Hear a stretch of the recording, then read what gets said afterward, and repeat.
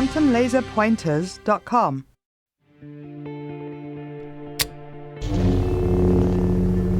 Quantum Laser Pointers brings you the infamous double-slit experiment right in the palm of your hand.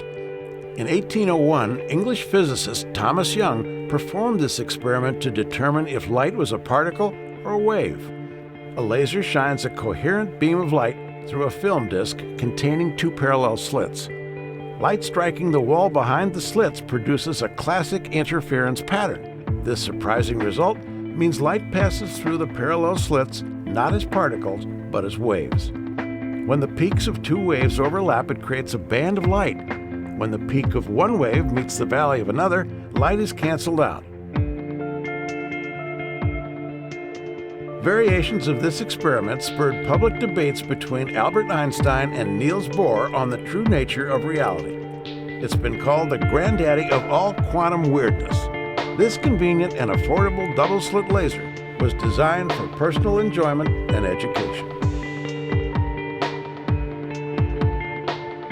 Visit our website or subscribe to our YouTube channel now. Be among the first to see our new line of double-slit lasers. quantumlaserpointers.com.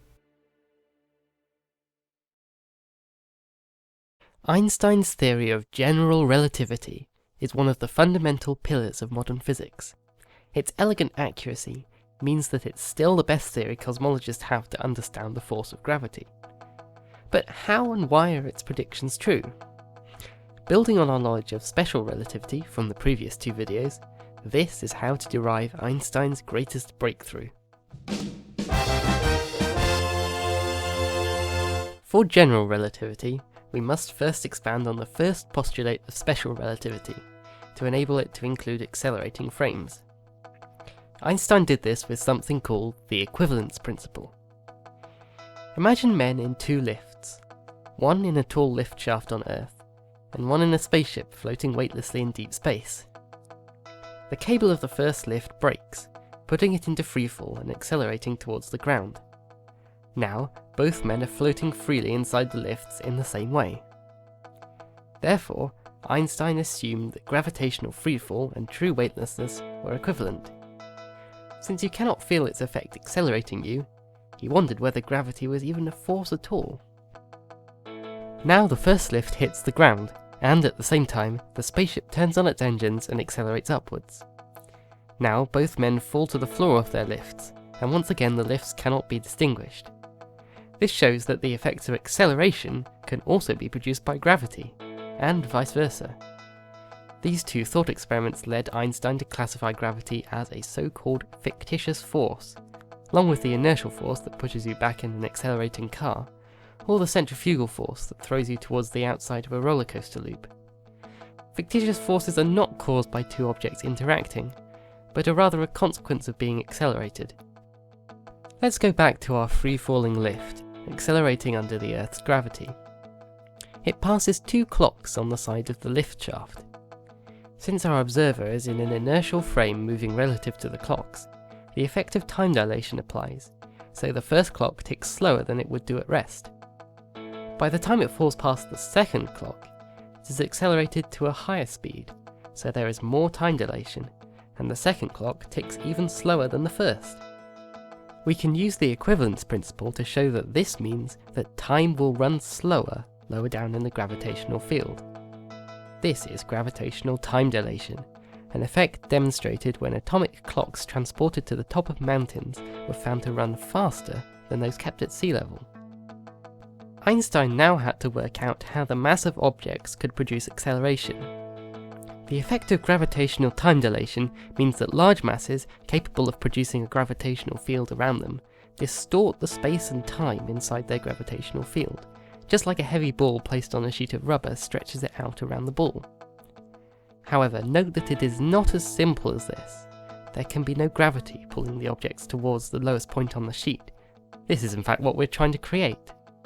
So, how does warped space actually produce the effect of gravity?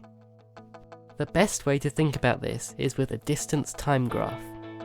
This particular graph is that of a stationary object in non-distorted space.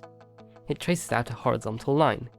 As time passes, its position remains unchanged, Let's say it stays 6 meters away from some arbitrary point. Now we'll bring in a planet with a mass large enough to cause distortions. With its space-time axes warped, our graph now looks something like this. As before, the object follows the same straight line, but if we read off the displacement values, they are changing. The object is now moving, not just with a constant velocity, but it's accelerating towards the planet. This acceleration is what we call gravity. Notice that there is nothing actually pulling on the object. It's still following a straight path through spacetime, according to Newton's first law. The object just appears to accelerate because spacetime is not flat. Describing curvature of a 4D entity is difficult, but a useful analogy is the geometry of curved 2D surfaces. We are most familiar with flat plane or Euclidean geometry, where angles in a triangle add up to 180 degrees, and so on. However, this is not the only type of geometry. We can curve our flat surface into a sphere, and now we can construct a triangle with 2 or even 3 right angles. Or we can curve it the other way to form a hyperbolic plane, a strange land where triangles can have 3 30-degree angles. Bernhard Riemann used some rather tricky maths to generalize this to any number of dimensions, but the basic idea is the same. On a sphere, a straight line, the shortest distance between 2 points, is a section of a great circle which is actually curved.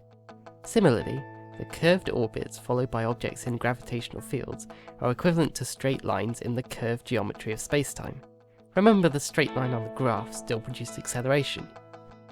Einstein used Riemann's theory to develop an equation to show how gravity formed. Here it is. G mu nu equals 8 pi g over c to the power of 4 times t mu nu. The g mu nu represents the curvature of spacetime, and the t mu nu represents the distribution of matter in the universe. The bit in the middle is constant, so we can take it out and we are left with this beautiful relationship. Curvature is proportional to matter distribution. The equation, and general relativity as a whole, was summarized in this way by physicist John Wheeler. Spacetime tells matter how to move, matter tells spacetime how to curve. Einstein's equation represents half of modern physics, and thus is where we shall leave relativity for now. Next stop, the weird world of quantum mechanics. See you there.